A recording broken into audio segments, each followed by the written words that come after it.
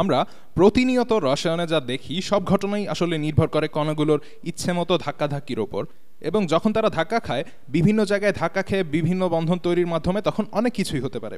এর মধ্যে আছে বিশুদ্ধ পানি, যদিও আমরা একে খুব সুস্থির পদার্থ মনে করি এবং আসলেও এটা তাই। তো চলুন দুটো পানির অণু আমরা নেই। তো এরপরে এটা সাম্যাবস্থায় চলে যাবে এই পানিটা, এবং যখন আমি 2 দিলাম তার মানে এটা দুটো অণু বা 2 মোল অণু যে কোনো কিছুই বোঝাতে পারে। কিন্তু এখানে গুরুত্বপূর্ণ ব্যাপারটা হচ্ছে সমীকরণের অনুপাতগুলো, এবং এগুলো আপনারা জানেনও। আমি কেবল উদাহরণ দেখাবো এখন। ধরি আমার এখানে একটা অক্সিজেন আছে, ধরি আমার এখানে আরেকটা অক্সিজেন আছে, তারা দুজনেই হাইড্রোজেনের সাথে যুক্ত। হাইড্রোজেন, তারা দুটো করে হাইড্রোজেনের সাথে ইলেকট্রন শেয়ার করছে, এবং আমরা জানি অক্সিজেন হাইড্রোজেনের চেয়ে অনেক বেশি ইলেকট্রোনেগেটিভ বা তড়িৎ ঋণাত্মক, তাই সে সব ইলেকট্রন নিজের দিকে টেনে নেয়। ফলে পানির অণুর হাইড্রোজেন অংশে একটা আংশিক পজিটিভ চার্জ তৈরি হয়, বলতে পারেন প্রায় উন্মুক্ত প্রোটন অক্সিজেনের সাথে যুক্ত অবস্থায় থাকে, এখানে পজিটিভ হবে। আর অক্সিজেন অংশে আংশিক নেগেটিভ চার্জ তৈরি হবে, যেহেতু সব ইলেকট্রন তার কাছে আছে। তো একটা পানির অণুর নেগেটিভ অংশের সাথে আরেকটা পানির অণুর পজিটিভ অংশের যে বন্ধন তৈরি হয় তাকে বলা হয় হাইড্রোজেন বন্ধন। এটাই পানির আয়তনকে নির্দিষ্ট রাখে, এবং কঠিন অবস্থায় এই বন্ধনগুলোর কারণে পানি একটা ল্যাটিস কাঠামো পায়, এবং তরলে সেই কাঠামোই ভেঙে নতুন কাঠামো তৈরি হয়। এই অণুগুলো তখন একে অন্যের কাছাকাছি থাকে এবং একে অন্যের সাথে ঘষা খায়। তো এখন এটা বোঝা যাচ্ছে যে যদি আপনি একেবারে সঠিক অবস্থা তৈরি করতে পারেন, যদিও এখানে এটা যথার্থ অবস্থা নয়, কিন্তু এই অণুটা যদি ঠিক ততটুকু শক্তি পায় যার ফলে এই অণুটাকে সে অতিক্রম করে যেতে পারবে, তাহলে একটা সম্ভাবনা থাকে যে আমি এখন একটা সাম্য বিক্রিয়াকে দেখাবো। পানিটা সাম্যাবস্থায় আছে, তো একটা ন্যূনতম সম্ভাবনা থাকবে যে এখানে এই হাইড্রোজেনটা এর সাথে লেগে যাবে। এটা হয়তো যথেষ্ট কাছাকাছি চলে আসবে, এবং এটা এমনভাবে ধাক্কা খাবে যে আমরা পাবো, আমি আবার এই দুটোকে আঁকছি, দুটো অক্সিজেন, আর আমি দ্বিতীয়টাকে এমনভাবে আঁকছি যে সে অন্যটাকে অতিক্রম করে চলে গেছে, একটা মুভমেন্ট হয়েছে। ধরি এই অণুটা এদিকে চলে গিয়েছে, যদিও এটা কোনো মতেই বৈজ্ঞানিক নয়, কিন্তু তবুও থেকে আপনি একটা ধারণা পাবেন যে কি হতে পারে। তো এরা হচ্ছে হাইড্রোজেন প্রোটন, এবং এটা অক্সিজেন দিকটার প্রতি আকৃষ্ট ছিল, এবং একটা সঠিক অবস্থায় মনে রাখবেন এখানে কিন্তু সবকিছুই সম্ভাব্যতা নির্ভর, যে কোনো কিছুই ঘটার সম্ভাবনা আছে। এটা এই পানির অণুর নেগেটিভ প্রান্তের সাথে লেগে যাবে, আর এই অণুটার কাছে থাকবে একটা হাইড্রোজেন, এবং এই অণুটা সামগ্রিকভাবে হচ্ছে একটা হাইড্রক্সাইড বা OH। এর চার্জ হচ্ছে নেগেটিভ -1, কারণ পানি ছিল নিরপেক্ষ অণু, তাই সেখানে ইলেকট্রন আর প্রোটনের সংখ্যা সমান ছিল। কিন্তু এখন আমাদের হাতে ইলেকট্রনের চেয়ে একটা প্রোটন কম আছে, তো এক্ষেত্রে শুধু হাইড্রোজেন নিউক্লিয়াসটা, যা শুধুই একটা প্রোটন, কারণ আমরা জানি যে সাধারণ হাইড্রোজেনের কোনো নিউট্রন নেই।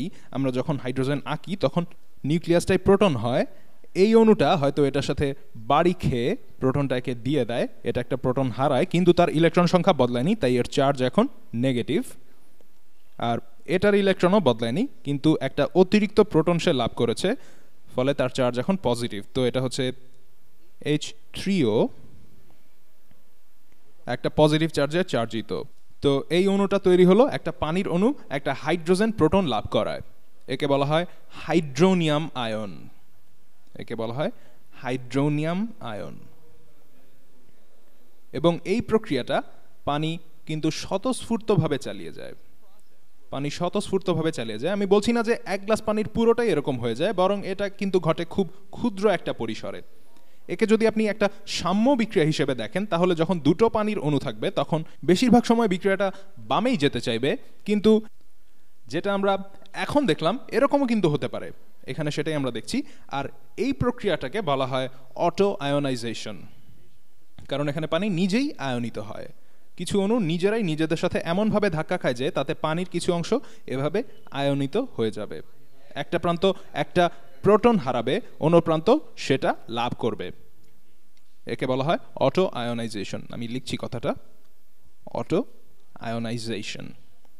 এবং অবশ্যই এটা একটা সাম্য বিক্রিয়া, নইলে এই দুটো কণা ধাক্কা খেয়ে অন্য কিছুতে পরিণত হতো, এরপর আবার পানি হয়ে যেত, হয়তো আবার ধাক্কা খেয়ে আবার পানি হয়ে যেত, এভাবেই সামনে পেছনে আসা যাওয়া চলতো। তাই বলা যায় এখানে একটা সাম্য ঘনত্ব রয়েছে।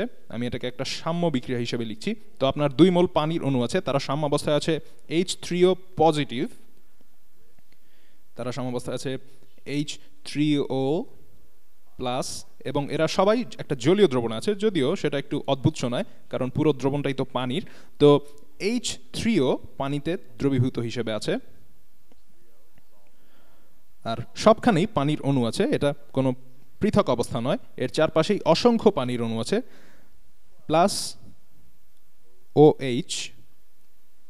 OH মাইনাস জলীয় দ্রবণে।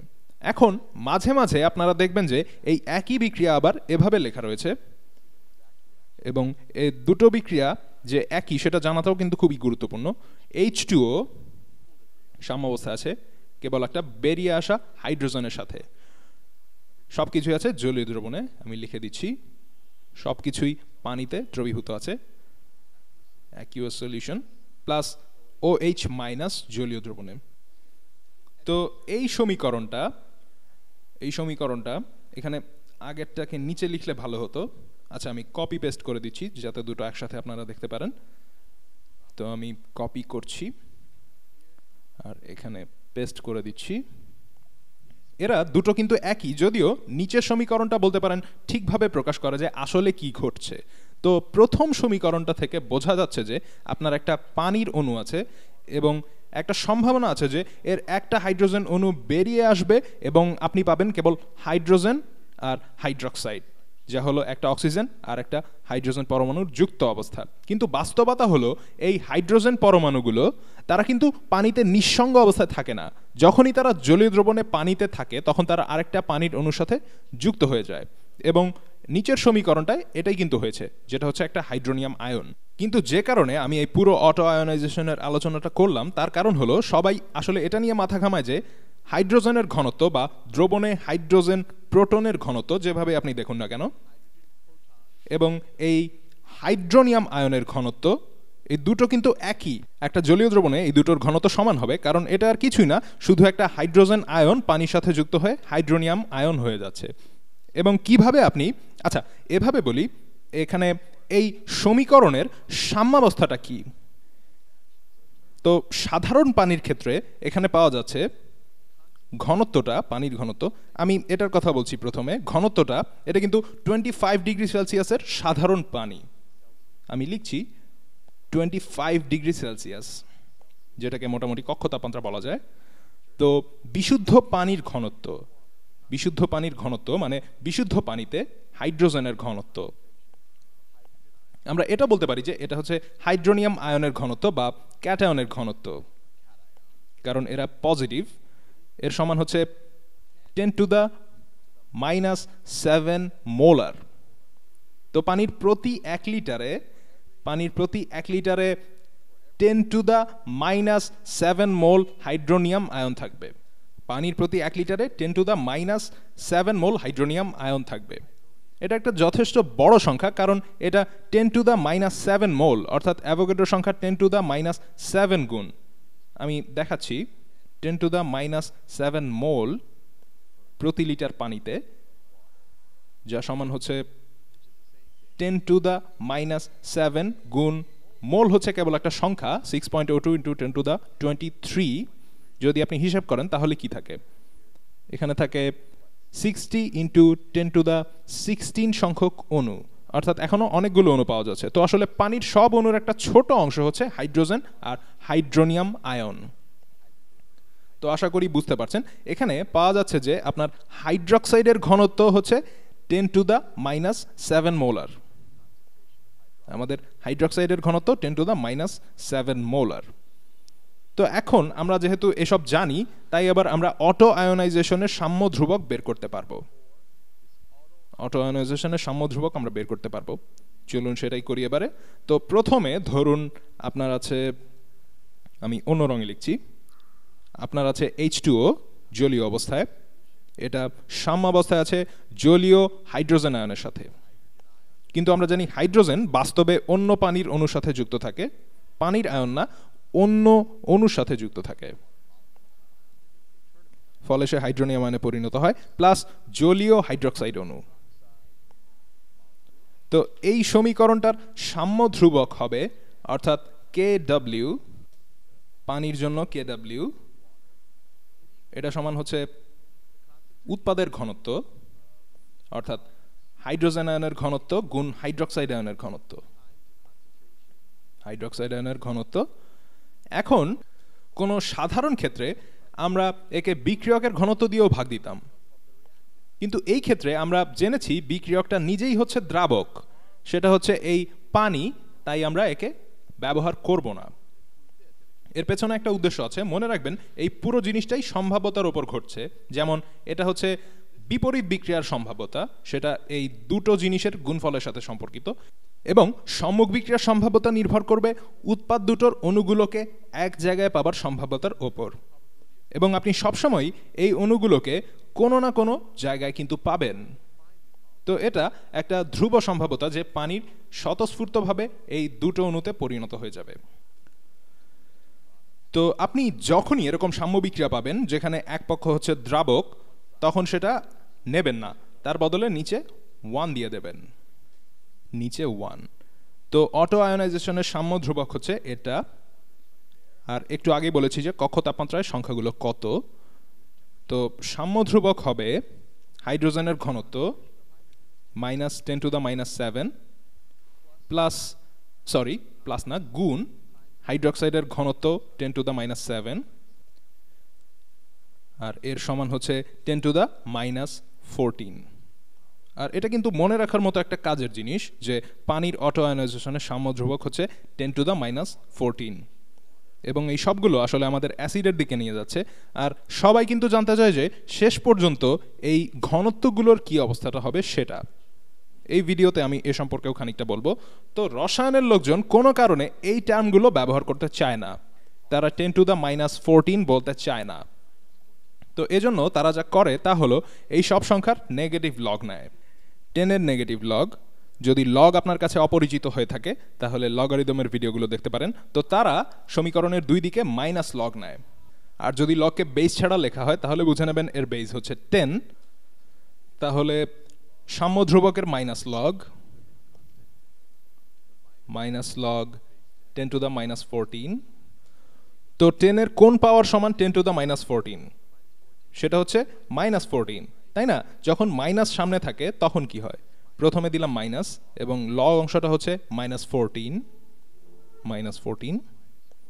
তো সাম্য ধ্রুবকের মাইনাস লগ হচ্ছে 14, সাম্য ধ্রুবকের মাইনাস লগ হচ্ছে 14। এবং এই যে বিষয়টা, একে বলা হয় PKW। আমি পিটা অন্য রঙে লিখছি, PKW। পি এর মানে কি? রসায়নে পি এর মানে হলো -log⁻10। আর পি এর মানে নিয়ে কিছু বিতর্ক আছে, এটা পাওয়ার হতে পারে, -log এক্সপোনেন্টও হতে পারে। তো যাই হোক, সোজা কথায় আপনি কোনো কিছুর মাইনাস লগ নিচ্ছেন, এটা যা করে তা হলো এটা এক্সপোনেন্টের অবস্থা থেকে বের হবার একটা উপায়। যদিও আমি মনে করি এক্সপোনেন্ট হিসেবে থাকলেই ভালো, কারণ তাতে আপনি দেখতে পাচ্ছেন যে আপনি কি নিয়ে কাজ করছেন। তো এটা একটা সহজ সরল সংখ্যা 14। তাহলে কেউ যদি বলে যে PKW হচ্ছে 14, তাহলে বোঝা যাবে সাম্য ধ্রুবক হচ্ছে -14, সাম্য ধ্রুবক হচ্ছে -14।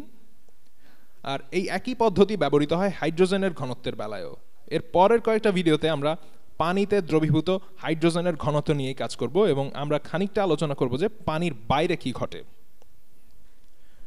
তো যাই হোক, এখানে কক্ষ তাপমাত্রায় পানিতে হাইড্রোজেনের ঘনত্ব বের করা হয়েছে, সেটা হচ্ছে 10⁻⁷ মোলার। কিন্তু মানুষ শুধু এটুকু নিয়ে সন্তুষ্ট নয়, তারা যা করে তা হলো তারা এখানে দুদিকেই মাইনাস লগ নেয়, আর সেটাকে বলা হয় পিএইচ। আমার মনে হয় পিএইচ কথাটা আপনারা শুনেছেন, অনেক কসমেটিক্সে পিএইচ ব্যালেন্স কথাটা লেখা থাকে। এখন আপনি জানেন তার মানে কি। তার মানে হচ্ছে যে আমাদের লোশন বা পারফিউম যা আমরা বিক্রি করছি তারা বলে তাতে হাইড্রোজেন আয়ন সঠিক সংখ্যায় আছে। তো পিএইচ হচ্ছে হাইড্রোজেন আয়নের ঘনত্বের মাইনাস লগ,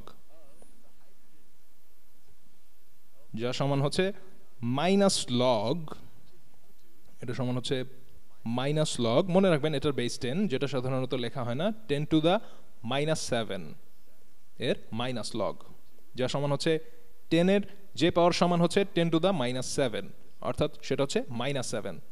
তাহলে মাইনাস চলে যাচ্ছে, শুধু 7। এখন আপনারা POH এর জন্য একই কাজ করতে পারেন। POH হাইড্রোক্সাইড আয়নের ঘনত্ব, এটা হচ্ছে হাইড্রোক্সাইডের ঘনত্বের নেগেটিভ লগ। আমরা দেখেছি যে হাইড্রোক্সাইডের ঘনত্ব হচ্ছে হাইড্রোজেনের ঘনত্বের সমান, তো পানিতে সমান ঘনত্বের বা সমান সংখ্যার হাইড্রোজেন আর হাইড্রোক্সাইড থাকে, তো 10 টু দ্য -7, কারণ পানি শুধু এই দুটো বস্তুতে ভাগ হয়ে যায়। তো এটা সমান লেখা যায়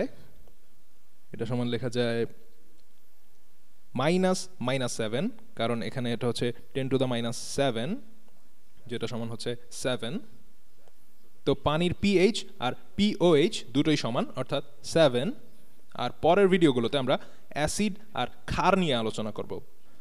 তো এখানে ওপরের আলোচনায় আমরা দেখতে পাচ্ছি যে অ্যাসিড হচ্ছে সেই পদার্থ যা হাইড্রোজেনের ঘনত্ব বৃদ্ধি করে। এটা কেবল অ্যাসিডের একটা বৈশিষ্ট্য, পরে আমরা অ্যাসিডের আরও বৈশিষ্ট্য নিয়ে আলোচনা করব, কিন্তু এটাকে বলা হয় আরহেনিয়াস অ্যাসিড। এটা নিয়ে আমি পরের ভিডিওতে বলবো।